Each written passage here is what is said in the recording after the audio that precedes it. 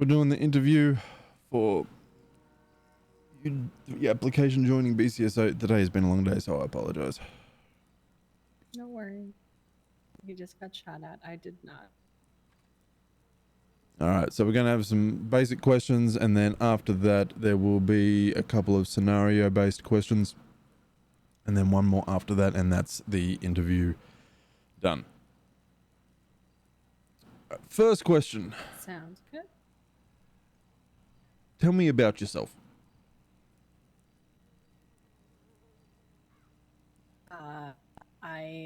My name is Alexis.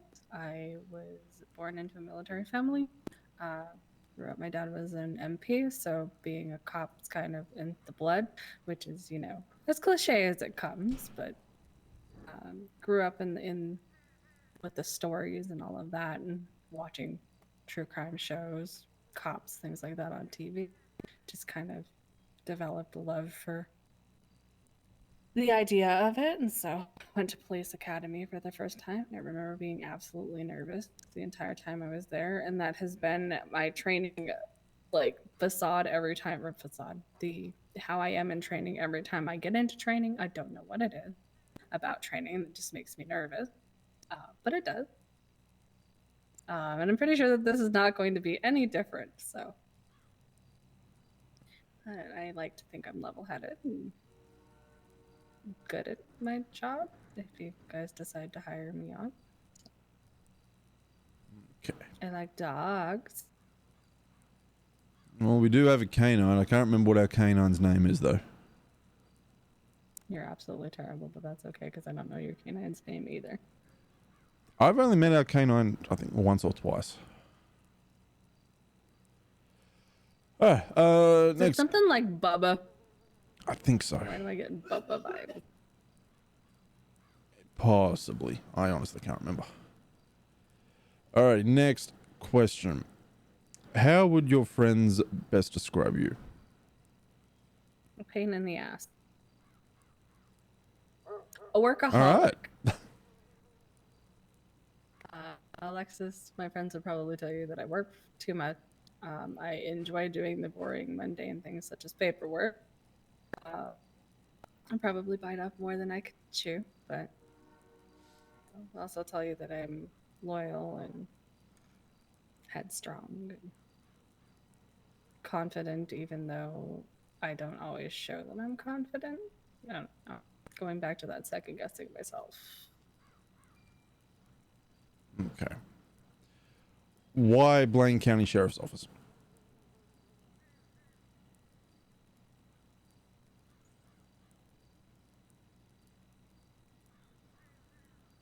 I work at the prison. I started to develop kind of a love for the county itself. I like the outdoors. There's a lot of the county that I don't get to see. I tried the LSPD, and at the time, I guess my timing was wrong. It's kind of that's kind of my speed. That's what I'm used to. I've never worked for the sheriff's office, so there's that curiosity of I want to see if it's different, if I like it, if I click with it, and the people on the fort. Also expanding on my skill set as an officer, both in corrections, and I miss being a cop. Not gonna lie, I did a ride along recently, and I had loads of fun just experiencing it again. Corrections is a completely different cup of tea, and Scratch is a completely different edge. Alrighty. What do you think you can gain from joining the BCSO?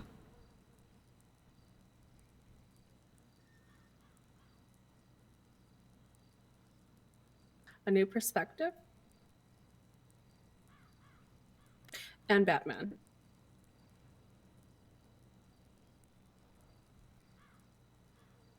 Maybe. Okay. Like I said, I've done highway patrol, I've done city cop, and there's something that tells me that county is completely different. I've had people that have worked for the sheriff's office and worked out in the county style before. And again, it's not something I've had a chance to do. It's a world that I haven't set foot in, and so there's that curiosity there. Alrighty. We've kind of already half answered this next question, but what is one weakness and one strength that you possess? I second guess myself a lot. I'm a very anxiety driven person, lots of overthinking, second guessing. I don't feel like I'm a good shot. I don't think I'm a good driver. And I have a tendency to let that kind of niggle at the back of my mind. And it's something I've been trying to work on. And if Garcia heard me saying this right now, he would probably whack me upside the head and say, Alexis, stop it. But he's not here. So, uh, but again, I'm a loyal person. I do have a good head on my shoulders. Even though I get nervous when it comes to training and stuff, I do know my stuff, and I know that I know my stuff. Uh, it's just a matter of remembering to believe in myself. I don't get discouraged by amount of paperwork because paperwork's part of the job. I'm willing to give everything a go and do my best at it, and if I fail, I might beat myself up over it for a little bit, but I'll get over it and do better. Don't worry, there are plenty of FTOs that could smack you off the back of the head. I'll take your word for it. Do you have a GED or a high school diploma? I graduated from high school. I have a diploma. Okay. What high school did you attend, and what sort of friend group did you fit into? I grew up in Las Venturas, so I graduated from Las Venturas High School. As far as friend groups, I was really sporty. I played softball and volleyball. A little bit of basketball, but I wasn't really good at it. I hung out with sporty type people. Lots of football talk. My dad was a football fan. He's a football fan. I don't know what team he roots for now, though. But he was a Broncos fan for a long time. Okay. Do you happen to have a college degree or anything? I went to a police academy. I didn't actually finish college, so all of my experience has been in the field. So who knows? Might go take some college classes, learn a thing or two. Do you have any children? Are you married? To who? I am married. The only child that I have is an adopted one. She came with the marriage. Happily married. She can be a pain in the ass, but so can I. So can he. So we fit. It works. In a strange dysfunctional family kind of way. Good dysfunctional though. He sounds amazing. What is an emergency contact that we can call? Garland Greene. I can give you his phone number. Or Charlie Greene is my stepdaughter. I can also give you my parents. They're not close by, but I can give you their information so you can contact them if needed in an emergency. I believe we have his contact details ready to go. I believe you did too. Alrighty, so these next ones are some scenario-based questions. We'll have 5 questions here. So feel free to answer them however you see fit. You are investigating a store for possibly selling fake items, such as bags, shoes, clothes, copying famous brands. While in the store, the owner offers to give you a discount voucher to use for yourself or your family for any future purchases. What would you do? I'll I'd turn the voucher down because I'm not interested in those style of. Not really a bag person, so like none of that sounds like something I would be interested in purchasing. But I would also be turning him down as that is bribery. It would make me more suspicious of him, so I would probably be asking more questions or writing that down for whatever investigation I'm on. Send appropriate parties later on to do proper investigations depending on where in the investigation we are. Okay. Next one. Your supervisor assigns special tasks to all your co-workers, but not to you. When the next assignment comes, she gives it to another police officer who has already participated in a similar task. What do you do? It depends on if I'm interested in the task. What that's telling me as a person is that I haven't spoken up that I'm interested in participating in something, maybe not trained and certified in some, might be too close to something involved in what's going on. So the first thing would be was probably approach my supervisor and ask if it's something that I'm doing or information that I'm not privy to or something from there. Don't take things personally because there's usually a reason for the things that happen. Okay. All right, next one. After a long police situation, everyone is tasked with taking the suspects to the cells and processing. Everybody in the cells has done their share of police reports on the assigned suspects except for one person who is refusing to do so. This makes the burden unevenly distributed among you and your colleagues, and you see that there is tension. What would you do?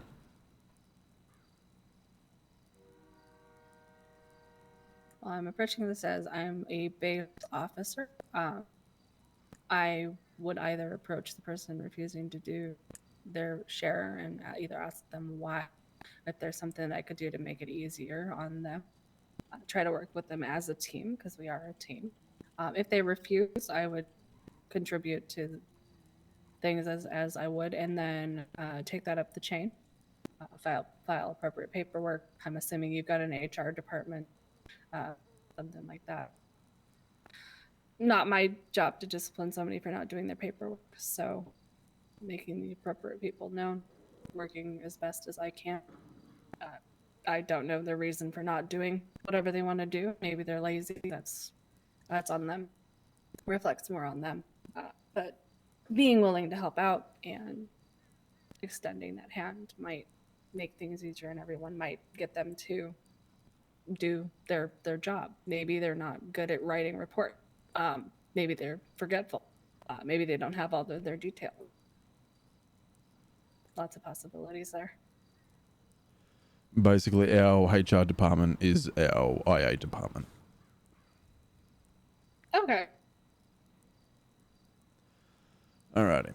Next one. You respond to a store robbery with your partner. There is an armed individual inside who proceeds to fire at you. You begin to fire back when you notice that your partner has been struck and is down. The suspect exits the store and runs away in the opposite direction. What do you do? Take care of my partner. They're hurt. They need medical. I need to attend to them. We can put out a bolo and go looking for the suspect later. They're most likely to reoffend anyway, so we'll likely catch them. And if not, I wouldn't be able to live with myself if I let my partner go now. So medical is my first priority. Do you have any medical background? I'm basic first aid, just the stuff that I've learned in the field. I'm not the strongest with medical things. I know how to stop bleeding and shove a bunch of gauze into stuff. I was CPR certified at one point, but that has laxed. I do need to get certified again. You can put a band-aid on a boo-boo. I can do Dora the Explorer band-aids on the ouchies and the boo-boos, and that's about it. You can take care of scrapes and put pressure on, like a gunshot wound, that kind of stuff. But I'm not a surgeon. I'm not even going to act like I am. Alrighty. Alright, one last scenario one. You are on scene with another officer who holds a rank above yours.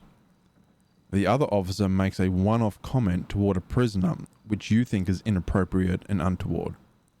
How do you react to the situation? What do you do to make the person aware of the inappropriate nature of their comment?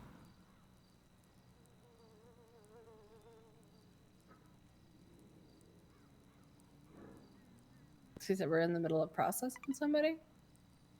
Yeah, let's say we're down in the cells. Okay. Probably see about sidebar, see about, because we're discussing charges. I can use that as a cover, pull them to the side and go, hey, that doesn't seem appropriate. Can we keep things kosher until we get this person sent off?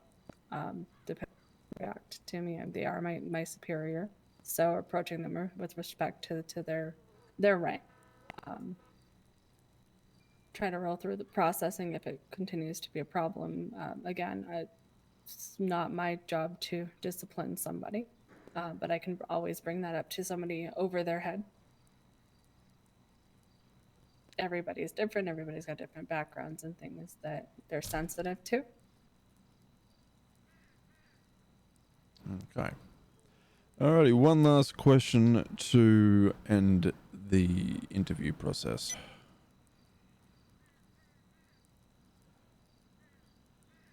If you were a muffin, what kind of muffin would you be and why? Chocolate chip. Why? Because everybody loves chocolate chip. And if they don't, they're wrong. It's a classic. It's a little bit of fun mixed in with what would otherwise be really boring and plain. Fair enough. Yeah. Alrighty, that is all the interview questions there. Hold on, I will stop this recording now.